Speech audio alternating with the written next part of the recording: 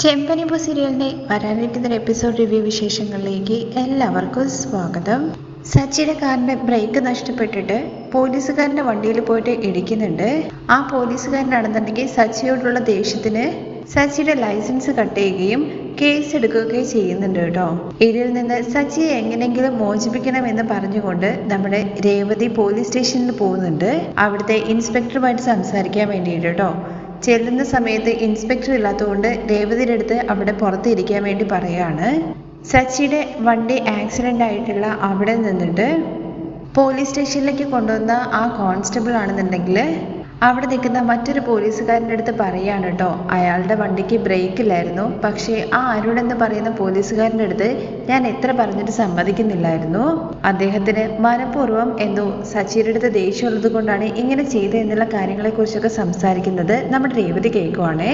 അയാളുടെ വാക്കും കേട്ടിട്ട് ഞാൻ വണ്ടി എടുക്കാൻ വേണ്ടി പോയ സമയത്താണ് എൻ്റെ കൈക്ക് മുറിവ് പറ്റിയെന്നൊക്കെ പറയുന്നുണ്ട് കേട്ടോ. ഇത് കേട്ട ഉടനെ തന്നെ നമ്മുടെ രേവതിയാണെന്നുണ്ടെങ്കിൽ അവരുടെ അരികിലേക്ക് ചെന്നിട്ട്, സാർ ഇപ്പോൾ പറഞ്ഞ കാര്യങ്ങളെല്ലാം സത്യമല്ലേ? എന്ത് സത്യമല്ലേ എന്ന് നിങ്ങൾ ആരാന്ന് ചോദിക്കുമ്പോൾ സാർ ഇപ്പോൾ പറഞ്ഞില്ലേ സച്ചി അദ്ദേഹത്തിന്റെ വൈഫാണ് ഞാന്. അപ്പോഴേക്കും പോലീസുകാർ ടോപ്പിക് ആകെ മാറ്റുന്നുണ്ട് കേട്ടോ. എന്ത് പറഞ്ഞു എന്ന് ഞങ്ങൾ വേറെ സംസാരിച്ചതാണ്. സാറിന്റെ കൈക്ക് ആ വണ്ടി ഓടിച്ചുകൊണ്ട് വരുന്ന സമയത്തല്ലേ അപകടം ഉണ്ടായി എന്നുള്ള കാര്യം ചോദിക്കുമ്പോൾ അല്ല ഞാൻ ഇത് വഴുതി വീണാണെന്നൊക്കെ പറഞ്ഞിട്ട് രേവതിയെ മനഃപൂർവ്വം അവിടുന്ന് അകറ്റാൻ വേണ്ടി ശ്രമിക്കുകയാണ് കേട്ടോ. അങ്ങനെ രേവതി വീണ്ടും മാറി നിൽക്കുമ്പോൾ ഈ പോലീസുകാരന്റെ മകള് ഗർഭിണിയാണേ. മോളെ ഹോസ്പിറ്റലിൽ കൊണ്ടുപോയിട്ട് വന്നോ എന്നുള്ള കാര്യങ്ങളെ കുറിച്ചൊക്കെ വൈഫ് വിളിക്കുന്ന സമയത്ത് ചോദിക്കുന്നതൊക്കെ നമ്മുടെ രേവതിയുടെ ശ്രദ്ധയിൽപ്പെടുന്നുണ്ട്. അത് കഴിഞ്ഞിട്ട് സാറിനും എന്നെ പോലൊരു മകളില്ലേ, അവള് ഗർഭിണിയായിട്ട് നിൽക്കുന്ന സമയമല്ലേ, സാറിന് എന്നെ അവളെ പോലെ കണ്ടൂടെ, എന്നിട്ട് സത്യങ്ങളെല്ലാം തുറന്നു പറഞ്ഞൂടെ, എൻ്റെ ഹസ്ബൻഡിൻ്റെ ജീവിതമാർഗമാണ് ഡ്രൈവിങ്, ലൈസൻസ് കട്ടാക്കി കഴിഞ്ഞാൽ ഞങ്ങൾക്കത് വലിയ ബുദ്ധിമുട്ടാണെന്നൊക്കെ പറയുമ്പോൾ നീ ഒന്ന് കൊച്ചി എവിടുന്ന് മാറി നിൽക്കുന്നൊക്കെ പറയുന്നുണ്ട് കേട്ടോ. അങ്ങനെ ഇവരുടെ അടുത്ത് സംസാരിച്ചിട്ട് കാര്യമില്ലെന്ന് മനസ്സിലാക്കിയിട്ട് ഇൻസ്പെക്ടർ വരുന്നത് വരെ രേവതി പുറത്ത് വണ്ടിക്കരികിൽ പോയി നിൽക്കുമ്പോഴാണ് ഒരു ഗർഭിണിയായിട്ടുള്ള സ്ത്രീയും അവരുടെ അമ്മയും കൂടി ചേർന്ന് ഇങ്ങനെ നടന്നു പോകുന്നത് കേട്ടോ. ആ മകൾക്കാണെന്നുണ്ടെങ്കിൽ ഒട്ടും നടക്കാൻ വയ്യാത്ത അവസ്ഥയാവാണ്. എന്നിട്ട് കുറച്ച് വെള്ളം വേണമെന്നൊക്കെ പറയുന്നുണ്ട്. പക്ഷെ ആ അടുത്തൊന്നും കടകളൊന്നുമില്ല, മോള് കുറച്ചും കൂടി നടക്കുക, ഇപ്പൊ അവിടെ എത്തിക്കഴിഞ്ഞ് കഴിഞ്ഞാൽ നമുക്ക് ബസ് കിട്ടുന്നൊക്കെ പറഞ്ഞിട്ട് ആ അമ്മ കൊണ്ടുപോകുന്ന സമയത്താണ് രേവതി ഇത് കേൾക്കുന്നത്. രേവതിയുടെ കയ്യിലുള്ള കുപ്പിയിലെ വെള്ളം എടുത്തിട്ട് നേരെ ചെന്നിട്ട് ആ പെൺകുട്ടിക്ക് കൊടുക്കുകയാണ് ചെയ്യുന്നത്. അങ്ങനെ കുട്ടി വെള്ളം മേടിച്ച് കുടിക്കുന്നുണ്ട്. അതുമാത്രമല്ല ഒട്ടും നടക്കാൻ വയ്യ എന്നുള്ള കാര്യത്തെക്കുറിച്ച് പറഞ്ഞത് രേവതിയുടെ ശ്രദ്ധയിൽപ്പെടുകയാണ്. അങ്ങനെ ഒരു ഓട്ടോ വരുമ്പോൾ കൈ നീട്ടിയിട്ട് രേവതി നിർത്തുന്നുണ്ട് കേട്ടോ. അത് രേവതി അറിയുന്ന ഓട്ടോക്കാരനാണ്. അവൻ്റെ അടുത്ത് അവരെ എത്രയും വേഗം തന്നെ ഒരു ഹോസ്പിറ്റലിൽ എത്തിക്കാൻ വേണ്ടിയിട്ട് പറയാനുണ്ടോ ചെയ്യുന്നത്. അയ്യോ മോളെ, ഞങ്ങളുടെ കയ്യിൽ അത്രയും പൈസയൊന്നുമില്ല കൊടുക്കാനോ എന്നുള്ള കാര്യത്തെക്കുറിച്ച് രേവതിയുടെ അടുത്ത് ആ സ്ത്രീ പറയുമ്പോൾ അത് കുഴപ്പമില്ലാമേ ഞാൻ കൊടുത്തോളാം എന്ന് പറഞ്ഞിട്ട് രേവതി പണം കൊടുക്കുന്നുണ്ട്. പക്ഷേ ആ ഓട്ടോക്കാരനാണെങ്കിൽ രേവതിക്ക് അറിയുന്നത് കൊണ്ട് തന്നെ ചേച്ചി വേണ്ട ചേച്ചി എനിക്ക് എന്തോരം ഉപകാരങ്ങൾ ചെയ്തു തന്നിട്ടുണ്ട്, അതുകൊണ്ട് തന്നെ ഇത് ഒരു ഉപകാരമായിട്ട് കണ്ടാൽ മതി, പണമൊന്നും വേണ്ടെന്ന് പറഞ്ഞിട്ട് രേവതിയുടെ കയ്യിലേക്ക് തന്നെ ആ പണം തിരികെ കൊടുക്കുകയാണ് കേട്ടോ. പോകുന്ന സമയത്ത് ആ കുട്ടിയുടെ അമ്മയാണെന്നുണ്ടെങ്കിൽ രേവതിയുടെ അടുത്ത് പറയുന്നുണ്ട് കേട്ടോ, മോള് ചെയ്തത് വലിയൊരു കാര്യമാണ്, ഈ സമയത്ത് ആരും ചെയ്യാത്തൊരു ഉപകാരമാണ് മോള് ചെയ്തതെന്ന്, അതുകൊണ്ട് തന്നെ മോൾക്ക് എന്തെങ്കിലും ഒരു ആവശ്യം വരുന്ന സമയത്ത് ഉറപ്പായിട്ടും ദൈവം ഒരാളെ അയക്കും മോളെ സഹായത്തിന് വേണ്ടിയിട്ട് എന്ന് പറഞ്ഞിട്ടൊക്കെയാണ് കേട്ടോ സ്ത്രീ പോകുന്നത്. ഇതെല്ലാം നമ്മുടെ ആ കോൺസ്റ്റബിൾ കാണുന്നുണ്ട്. ഇദ്ദേഹത്തിന്റെ മകളാണെന്നുണ്ടെങ്കിൽ പ്രഗ്നന്റ് ആണല്ലോ. അപ്പോൾ ആ പ്രഗ്നന്റ് ആയ ലേഡിയിലൂടെ ഇവരുടെ മകളെയാണ് കേട്ടോ കാണുന്നത്. അപ്പോൾ അവർക്ക് വേണ്ടിയിട്ട് നമ്മുടെ രേവതി ചെയ്തത് അദ്ദേഹത്തിന് വലിയൊരു കാര്യമായിട്ട് തന്നെ തോന്നുന്നുണ്ട്. ഇൻസ്പെക്ടർ വരാൻ വേണ്ടിയിട്ട് രേവതി ഇങ്ങനെ പുറത്ത് വെയിറ്റ് ചെയ്യുമ്പോഴേക്കും സച്ചിയും കൂട്ടിയിട്ട് ഒരു പോലീസുകാരൻ അങ്ങോട്ടേക്ക് എത്തുന്നുണ്ട്. രേവതിയുടെ അടുത്ത് സച്ചി ചോദിക്കുന്നുണ്ട് കേട്ടോ, നീ എന്താ ഇവിടെ എന്നുള്ള കാര്യം, ഞാൻ നിങ്ങൾക്ക് വേണ്ടിയിട്ട് ഇവിടെ സംസാരിക്കാൻ വേണ്ടി വന്നതെന്ന് പറയുമ്പോൾ നീ എന്തിനാ എൻ്റെ അടുത്ത് പോലും ചോദിക്കാതെ ഇങ്ങോട്ട് വന്നത്, അല്ല സച്ചിയേട്ടൻ എന്താ ഇവിടെ എന്നുള്ള കാര്യം ചോദിക്കുകയാണേ. എൻ്റെ അടുത്ത് ഇൻസ്പെക്ടർ ഇങ്ങോട്ട് വരാൻ വേണ്ടി എന്ന് പറഞ്ഞിട്ട് ഇദ്ദേഹമാണ് വീട്ടിൽ നിന്ന് എന്നെ കൂട്ടിക്കൊണ്ടു വന്നതെന്ന് പറയുന്നുണ്ട് കേട്ടോ. അങ്ങനെ ഇൻസ്പെക്ടർ വരികയാണ്. സച്ചിയും രേവതിയും ഒരുമിച്ചാണ് പോലീസ് സ്റ്റേഷൻ്റെ ഉള്ളിലേക്ക് കയറുന്നത് കേട്ടോ. ഇൻസ്പെക്ടർ ആണെന്നുണ്ടെങ്കിൽ വന്നിട്ട് പറയുന്നുണ്ട്, സച്ചിയെ പിടിച്ചിട്ട് ഉള്ളിലിടാൻ വേണ്ടിയിട്ട് വേറൊന്നുമല്ല, വധശ്രമത്തിന് കേസ് എടുക്കുകയാണ് കേട്ടോ ചെയ്യുന്നത്. മനഃപൂർവ്വം വണ്ടിയിൽ കൊണ്ടുപോയി ഇടിച്ചിട്ട് ആ പോലീസുകാരനെയും കൂടി കൊല്ലുക എന്നുള്ള ഉദ്ദേശത്തിലാണ് സച്ചി ഇങ്ങനെയൊക്കെ ചെയ്തതെന്ന് പറഞ്ഞുകൊണ്ടാണ് കേസ് എടുക്കുന്നത്. 14 ദിവസം ജാമ്യമില്ലാത്ത വകുപ്പ് ചാർജ് ചെയ്യാനും കൂടി പറയുന്നുണ്ട് കേട്ടോ. ഇതൊക്കെ കേൾക്കുമ്പോഴേക്കും രേവതിക്ക് ഭയങ്കരമായിട്ട് സങ്കടമാവുന്നുണ്ട്. അതുമാത്രമല്ല ആ കൈക്ക് പരിക്ക് പറ്റിയിരിക്കുന്ന പോലീസുകാരൻ്റെ അരികിലേക്ക് ചെന്നിട്ട് പറയുന്നുണ്ട്, സർ, ഇത്രയും വലിയൊരു ക്രൂരത നിങ്ങൾ കണ്ടില്ലെന്ന് നടിക്കരുത്. നിങ്ങളുടെ മകളെ പോലെ കണ്ടിട്ട് നിങ്ങൾക്ക് എനിക്ക് വേണ്ടിയിട്ടെങ്കിലും ദയവ് ഇത് സത്യങ്ങളൊക്കെ തുറന്നു പറഞ്ഞൂടെ എന്ന് ചോദിക്കുമ്പോഴേക്കും ആ ഇൻസ്പെക്ടർ രേവതിയുടെ അടുത്ത് പുറത്തു പോകാൻ പറയാനുണ്ടോ ചെയ്യുന്നത്.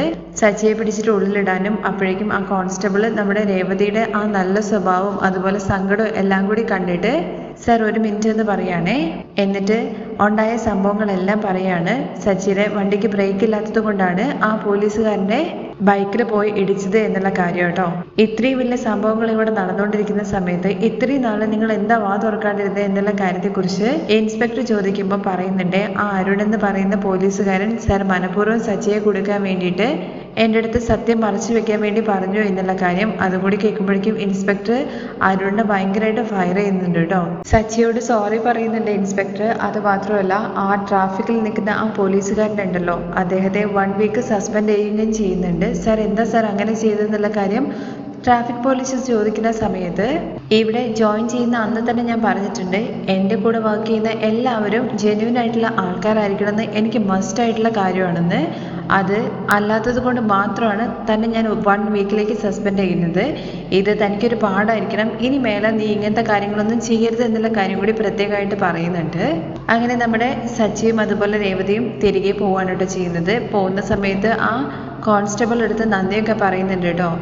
സച്ചി, നിന്നോടുള്ള ഒരു സെന്റിമെന്റ്സിന്റെ പേരിലും അല്ല ഞാൻ സത്യങ്ങളെല്ലാം തുറന്നു പറഞ്ഞു. ഇതാ ഈ പെൺകുട്ടി ഉണ്ടല്ലോ, തനിക്ക് വേണ്ടിയിട്ട് അത്രയും എൻ്റെ മുമ്പിൽ വന്ന് യാചിക്കുകയും തനിക്ക് ഇത്രയും വലിയൊരു പ്രശ്നം നടക്കുന്ന സമയത്തും മറ്റൊരാളുടെ പ്രശ്നം കണ്ടിട്ട് അവർക്ക് സഹായം ചെയ്യാൻ വേണ്ടി പോയ ആ രേവതിയുടെ മനസ്സ് കണ്ടിട്ടാണ് എൻ്റെ മനസ്സ് അലിഞ്ഞത് എന്നുള്ള കാര്യങ്ങളെക്കുറിച്ചൊക്കെ കേട്ടോ.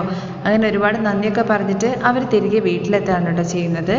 സച്ചി തിരികെ വീട്ടിലെത്തുന്നത് ഭയങ്കര സന്തോഷത്തോടു കൂടിയിട്ടല്ലേ. എല്ലാവരും അങ്ങോട്ടേക്ക് വരുന്നുണ്ട് കേട്ടോ. കണ്ട ഉടനെ തന്നെ, എന്താടാ ലൈസൻസ് ക്യാൻസൽ ആയതൊക്കെ എന്തായെന്ന് ചോദിക്കുമ്പോഴേക്കും, അച്ഛ അതെല്ലാം തിരികെ കിട്ടി, ദാ കണ്ടില്ലേ കാറിൻ്റെ ചാവി, എല്ലാവരും വന്നിരിക്കുമെന്ന് പറഞ്ഞിട്ട് ഭയങ്കര ഹാപ്പി ആയിട്ട് എല്ലാവരുടെ അടുത്തും ഇരിക്കാൻ വേണ്ടി പറയുകയാണേ.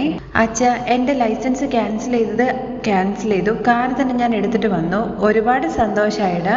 നിനക്ക് നല്ലത് മാത്രമേ നടക്കുള്ളൂ എന്നുള്ള കാര്യം എനിക്ക് നന്നായിട്ട് അറിയാം. അതെങ്ങനെയാണ് നിനക്ക് തിരികെ തന്നത്? നീ പോലീസ് വണ്ടിയല്ലേ ഇടിച്ചെന്നുള്ള കാര്യം ശ്രുതി ചോദിക്കുന്നുണ്ടേ. എന്താ അത് ക്യാൻസലാക്കിയത് നിനക്ക് വലിയ പ്രശ്നമായെന്ന് ചോദിക്കുമ്പോൾ, അതൊന്നുമല്ല, എങ്ങനെ പെട്ടെന്ന് തന്നെന്നുള്ള കാര്യമാണ് ഞാൻ ചോദിച്ചത്. അതേ സച്ചിയേട്ടനെ തെറ്റിദ്ധരിച്ചിട്ടില്ലായിരുന്നോ? ഇപ്പൊ എങ്ങനെ ശരിയായതെന്ന് ചോദിക്കുമ്പോൾ, എല്ലാം രേവതി കാരണമാണെടാ, എല്ലാം രേവതി കാരണമാണ്. അവളാണ് CID പോലെ എല്ലാ വിഷയങ്ങളും കണ്ടുപിടിച്ചിട്ട് എൻ്റെ മേല് തെറ്റില്ല എന്നുള്ള കാര്യം അവൾ തെളിയിച്ചു കൊടുത്തു. അച്ഛ, സച്ചേട്ടൻ ഒരിക്കലും മറ്റുള്ളവരെ കഷ്ടപ്പെടുന്നത് കണ്ടിട്ട് ചുമ്മാ നോക്കി നിൽക്കില്ല. വിശപ്പെന്ന് ആരെങ്കിലും ഒരാൾ വാക്ക് പറയുന്നത് കേട്ട ഉടനെ തന്നെ അവരെ കാറിൽ കയറ്റിക്കൊണ്ടുപോയിട്ട് സച്ചേട്ടൻ അവർക്ക് ഭക്ഷണം മേടിച്ചു കൊടുക്കും. ഇങ്ങനെയൊക്കെ ചെയ്ത സച്ചേട്ടന് വേണ്ടിയിട്ട് ദൈവം കണ്ണു തുറക്കാതിരിക്കുവോ? അവനെ ഇങ്ങനെയുള്ള നല്ല ഗുണങ്ങളൊക്കെ പഠിപ്പിച്ചിട്ടാണ് എൻ്റെ അമ്മ വളർത്തിയത്. അപ്പോഴേക്ക് ചന്ദ്രമതി ചോദിക്കുകയാണേ, ഓഹോ, അങ്ങനെയാണെന്നുണ്ടെങ്കിൽ ഞാൻ ശ്രീകാന്തിനെയും അതുപോലെ സുധിയെയും നല്ലപോലെ വളർത്തിയില്ല എന്നാണോ നിങ്ങൾ പറഞ്ഞു വരുന്നത്? ഞാൻ എപ്പോഴും അങ്ങനെ പറഞ്ഞതെന്ന് ചോദിക്കാനുണ്ട് രവി. അപ്പോഴേക്ക് വർഷയും ചോദിക്കുന്നുണ്ട്, ആന്റി, ഒരാളെ പുകഴ്ത്തുന്ന സമയത്ത് മറ്റൊരാളെ താഴ്ത്തിക്കിട്ടുക എന്നുള്ളൊരു അർത്ഥമില്ല. ആന്റി എന്തിനാ എപ്പോഴും ഇങ്ങനെ ചിന്തിക്കുന്നത്? ആ പെൺകുട്ടിക്ക് മനസ്സിലായ കാര്യം പോലും നിനക്ക് മനസ്സിലായില്ലേ ചന്ദ്രേ? അച്ഛ, അമ്മയുടെ കാര്യം വിട്. ആദ്യം എൻ്റെ കാർ എങ്ങനെ ബ്രേക്ക് ഇല്ലാണ്ട് പോയതെന്നുള്ള കാര്യം അച്ഛനറിയോ? ബ്രേക്ക് കിട്ടാതിരിക്കാൻ വേണ്ടിയിട്ട് ആരോ ബ്രേക്ക് ഓയിലിന്റെ വയറ് കട്ട് ചെയ്ത് വിട്ടിട്ടുണ്ടായിരുന്നു. ഇതൊക്കെ കേൾക്കുമ്പോഴേക്കും ശ്രുതിക്ക് ആകെ ടെൻഷൻ ആവുന്നുണ്ട് കേട്ടോ. കാരണം ശ്രുതിയാണല്ലോ സച്ചിയുടെ കാറിന്റെ കീ എടുത്തിട്ട് നമ്മുടെ ആന്റണിയുടെ കയ്യിൽ കൊടുത്തിരിക്കുന്നത്. ഓയിൽ കംപ്ലീറ്റ്ലി ലീക്ക് ആയതുകൊണ്ടാണ് ബ്രേക്ക് കിട്ടാതെ പോയത്. എൻ്റെ കാർ എടുത്തുകൊണ്ട് പോകുന്ന ആ പോലീസുകാരുണ്ടല്ലോ, അദ്ദേഹം കാർ ഓടിക്കുന്ന സമയത്ത് ബ്രേക്ക് കിട്ടാതെ കാർ എവിടെയോ കൊണ്ട് ഇടിച്ചിട്ട് അദ്ദേഹത്തിന്റെ കൈയും ഫ്രാക്ചർ ആയിട്ടുണ്ട്. അത് ഇന്നാണ് അദ്ദേഹം പറഞ്ഞത്. അതെന്താണ് ആ പോലീസുകാരൻ അന്ന് തന്നെ പറയാണ്ടിരുന്നത് എന്നുള്ള കാര്യം ചോദിക്കുമ്പോൾ, അച്ഛ, അവിടെയാണല്ലോ കളി നടന്നിട്ടുണ്ടായിരുന്നത്. അച്ഛ, എൻ്റെ കൂടെ എപ്പോഴും ഒരു അടി ഉണ്ടാക്കുന്ന ഒരു പോലീസുകാരനില്ലേ, അച്ഛനന്ന് കണ്ടില്ലായിരുന്നോ? ആ കണ്ടിരുന്നു. ആ, അദ്ദേഹമാണ് ഈ പണിയൊക്കെ ഒപ്പിച്ചിട്ടുണ്ടായിരുന്നത്. അയാളടുത്ത് ഈ ഓടിച്ചുകൊണ്ട് പോയിരിക്കുന്ന പോലീസുകാരൻ ഓൾറെഡി ചെന്ന് പറഞ്ഞിട്ടുണ്ടായിരുന്നു എൻ്റെ കാറിന് ബ്രേക്ക് ഇല്ല എന്നുള്ള കാര്യം. പക്ഷേ അയാൾ അദ്ദേഹത്തിൻ്റെ അടുത്തത് മറച്ചു വെക്കാൻ വേണ്ടി പറഞ്ഞു. ഓ, അപ്പൊ സച്ചിയേട്ടൻ്റെ ലൈസൻസ് ക്യാൻസൽ ചെയ്യണമെന്ന് വിചാരിച്ചുകൊണ്ട് ഇങ്ങനെ ചെയ്തതാണെന്ന് വർഷം ചോദിക്കുകയാണേ. അതെ, ഈ കാര്യത്തെക്കുറിച്ച് രേവതി തിരിച്ചറിയുകയും അത് ഇൻസ്പെക്ടറുടെ അടുത്ത് പറഞ്ഞിട്ട് ആ പോലീസുകാരനെ ചോദ്യം ചെയ്തതിന്റെ ഭാഗമായിട്ട് അദ്ദേഹം സത്യം തുറന്നു പറയുക ചെയ്തത്. അതിനുശേഷം ഇൻസ്പെക്ടർ ആണെന്നുണ്ടെങ്കിൽ ആ ട്രാഫിക് പോലീസിനെ വിളിച്ചിട്ട് നന്നായിട്ട് ചീത്ത വിളിച്ചു വിടുകയും ചെയ്തു. എന്നാലും പോലീസുകാർ തന്നെ ഇങ്ങനെയൊക്കെ ചെയ്താൽ എങ്ങനെയാ ശരിയാവുക എന്നുള്ള കാര്യം രവി ചോദിക്കുമ്പോൾ, അച്ഛാ ഞാൻ പറഞ്ഞില്ലേ അയാളും ഞാനും തമ്മിൽ അത്ര ഒരു നല്ല ടേംസിലല്ല എന്നുള്ള കാര്യം. എന്ന് കരുതിയിട്ട് ഒരാളുടെ ജീവിതമാർഗം ഇല്ലാതാക്കാൻ വേണ്ടിയിട്ടാണ് ഒരു പോലീസുകാരൻ ശ്രമിക്കേണ്ടത്. ചിലരൊക്കെ അങ്ങനെയാണ്. അയാൾക്കാണെന്നുണ്ടെങ്കിൽ അയാളുടെ മുമ്പിൽ എല്ലാവരും തലകുനിച്ച് നിൽക്കണം എന്നുള്ളൊരു രീതിയാണ്. എന്നെ അതിന് കിട്ടില്ല എന്നുള്ള കാര്യം അയാൾക്ക് മനസ്സിലായി. അതുകൊണ്ടാണ് അയാൾ ഇങ്ങനത്തെ പണിയെല്ലാം ചെയ്തതെന്നുള്ള കാര്യം സച്ചി രവിയെ അറിയിക്കുകയാണേ. രേവതി ചേച്ചിയാണ് ഈ കാര്യങ്ങളെല്ലാം കണ്ടുപിടുത്തിയത് എന്നുള്ള കാര്യത്തെക്കുറിച്ച് വർഷ ചോദിക്കുന്ന സമയത്ത്, അതേ വർഷേ ആ പോലീസുകാർ സംസാരിക്കുന്ന സമയത്ത് ഞാൻ ഇതിനെക്കുറിച്ച് കേട്ടു. പിന്നീട് അദ്ദേഹത്തിനടുത്ത് ചെന്നിട്ട് ഞാൻ കെഞ്ചി സംസാരിച്ചു. എന്നതിന് ശേഷമാണ് അവര് സത്യം പറഞ്ഞത്. സൂപ്പർ ആയിട്ടുണ്ട് രേവതി ചേച്ചി. ഇനി ആരും രേവതി ചേച്ചിയെ സാധാരണ പൂക്കിട്ടുന്നവളാണെന്നുള്ള കാര്യം പറയരുത്. ചേച്ചി ഭയങ്കര ബ്രില്യൻ്റ് ആണ്. എങ്ങനെയാണെങ്കിലും സച്ചിന്റെ ലൈസൻസ് തിരികെ കിട്ടിയില്ലേ, ഒരുപാട് സന്തോഷം എന്ന് പറയണേ ശ്രീകാന്ത്. എന്തായാലും എല്ലാം നല്ല രീതിയിൽ അവസാനിച്ചില്ലേ എന്നുള്ള കാര്യങ്ങളെ കുറിച്ചൊക്കെ ശ്രീകാന്ത് ചോദിക്കുന്നുണ്ട് കേട്ടോ. അപ്പോഴേക്ക് സച്ചി പറയുന്നുണ്ട്, ഇല്ലടാ ഒന്നും അവസാനിച്ചിട്ടില്ല, ഇനിയാണ് തുടങ്ങാൻ വേണ്ടി പോകുന്നത്. എൻ്റെ കാറിന്റെ ബ്രേക്ക് ഓയിൽ അങ്ങനെ ചുമ്മാ പോയതൊന്നുമല്ല, ആരോ മനഃപൂർവ്വം കട്ട് ചെയ്തതാണ്. ബോണറ്റ് ഓപ്പൺ ചെയ്തിട്ട് മാത്രമേ അത് ഉള്ളിൽ നിന്ന് കട്ട് ചെയ്യാൻ വേണ്ടി പറ്റത്തുള്ളൂ. ഇതൊക്കെ കേൾക്കുമ്പോഴേക്കും ശ്രുതിക്ക് ആകെ ടെൻഷനാ വന്നിട്ടുണ്ട് കേട്ടോ. ഞാന് കാറിൽ ട്രിപ്പിന് പോകുന്ന സമയത്താണെന്നുണ്ടെങ്കിലും കാറ് പുറത്ത് നിർത്തിയിട്ട് പോവാണെങ്കിലും എപ്പോഴും കാറിന്റെ ചാവി എൻ്റെ കയ്യിൽ മാത്രമേ ഉണ്ടാവുള്ളൂ. അത് ക്ലീൻ ചെയ്യുന്നതും കാര്യങ്ങളെല്ലാം ചെയ്യുന്നത് ഞാൻ തന്നെയാണ്. മറ്റാരും ആ വണ്ടിയിൽ തൊടാറേ ഇല്ല. പിന്നെ എങ്ങനെയാ അത് കട്ട് ചെയ്ത് വിട്ടേ എന്നുള്ള കാര്യത്തെക്കുറിച്ച് രവി ചോദിക്കുന്നുണ്ട് കേട്ടോ. കാർ ആക്സിഡന്റ് ആവുന്നതിന്റെ തലേദിവസം രാത്രി വരെ കാർ നല്ല രീതിയിൽ തന്നെ ഉണ്ടായിരുന്നത്. ബ്രേക്കൊക്കെ നന്നായിട്ടുണ്ടായിരുന്നു. അങ്ങനെ നോക്കുമ്പോൾ ആരോ അന്ന് രാത്രിയാണ് ഇത് ഒപ്പിച്ചിട്ടുള്ളത്. നമ്മുടെ വീടിന്റെ പുറത്ത് വെച്ചിട്ടാണ് ഈ സംഭവങ്ങളെല്ലാം നടന്നിട്ടുള്ളത്. അങ്ങനെയാണെങ്കിൽ സച്ചേട്ടാ ചാവി ഇങ്ങനെ അവരുടെ കയ്യിലെത്തി എന്നുള്ള കാര്യത്തെക്കുറിച്ച് ചോദിക്കുമ്പോൾ, അതാണ് രാത്രിക്ക് രാത്രി ആരോ ഈ വീട്ടിൽ നിന്ന് ചാവി എടുത്ത് കൊടുത്തതാണ്. എടാ നമ്മുടെ വീട്ടിൽ നിന്ന് ആരിങ്ങനെ ചെയ്യാനാണ്? ബ്രേക്ക് ഓയിലിന്റെ വയറൊക്കെ കട്ട് ചെയ്ത് വിട്ട് കഴിഞ്ഞ് കഴിഞ്ഞാൽ ഒരു മനുഷ്യന്റെ ജീവൻ തന്നെ പോകും. അങ്ങനെ പുറത്തുള്ള ആരെങ്കിലുമൊക്കെ ചെയ്യായിരിക്കും, ഒരിക്കലും നമ്മളെ വീട്ടിൽ നിന്ന് ആരും ചെയ്യില്ല എന്ന് പറയുമ്പോൾ, ചാവി പോയത് ഈ വീട്ടിൽ നിന്ന് തന്നെയാണ്. അത് ആരാണെന്നാന്ന് പറഞ്ഞിട്ട് ഇങ്ങനെ നിർത്തുവാണ് കേട്ടോ. എന്തായാലും ശ്രീകാന്ത് വർഷയും ഇത് ചെയ്യില്ല അല്ലെ രേവതി എന്നുള്ള കാര്യം ചോദിക്കുമ്പോൾ അപ്പോഴേക്ക് രേവതി പറയുന്നുണ്ട് കേട്ടോ, സച്ചേട്ടാ ഒരിക്കലും അവരുടെ പേര് പോലും പറയാൻ വേണ്ടി പാടില്ല. നമ്മൾ എപ്പോഴും നന്നായിട്ടിരിക്കണമെന്ന് മാത്രം ചിന്തിക്കുന്നവരാണ് അവര്. അത് തന്നെയാണ് ഞാനും പറയുന്നത്. അവരല്ല പക്ഷേ എന്ന് പറഞ്ഞ് തുടങ്ങുമ്പോഴേക്കും ചന്ദ്രമതി പറയുന്നുണ്ട്, നീ നാട്ടിൽ ഒരുപാട് ആളായിട്ട് അടിയുണ്ടാക്കിയിട്ടുണ്ട്. അവരാരെങ്കിലേക്കും ഇങ്ങനെ ചെയ്തിട്ടുണ്ടാവുക. അതിന് നീ എന്തിനാ വീട്ടിലുള്ളവരെ ചോദ്യം ചെയ്തുകൊണ്ടിരിക്കുന്നത്? അത് തന്നെയാണ് ഞാനും പറയുന്നത്. പുറത്തുള്ള ആരോ ഒരാളാണ് ചെയ്തിരിക്കുന്നത്. പക്ഷേ ചാവി പോയിരിക്കുന്നത് വീട്ടിൻ്റെ ഉള്ളിൽ നിന്നാണ്. അതാരാണെന്നാന്ന് പറഞ്ഞിട്ട് നമ്മുടെ ചന്ദ്രമതിയെ തന്നെ ഇങ്ങനെ നോക്കുകയാണ് കേട്ടോ സച്ചി. അപ്പോഴേക്ക് ചന്ദ്രമതി പറയുന്നുണ്ട്, രവിയേട്ടാ ഇവൻ എന്തിനാ എന്നെ നോക്കുന്നത്? ഞാനാണ് അവനെ കൊല്ലാൻ വേണ്ടി ശ്രമിച്ചതെന്നാണോ പറഞ്ഞു വരുന്നത്? ഇവൻ എന്നെ അമ്മയെ പോലെ കാണുന്നൊന്നുമില്ല. എനിക്കാണെന്നുണ്ടെങ്കിൽ ഇവനെ കണ്ടുകൂടാ എന്ന് കരുതിയിട്ട് അമ്മ തന്നെ സ്വന്തം മകന്റെ കാറിന്റെ ബ്രേക്ക് കട്ട് ചെയ്ത് വിടുവോ?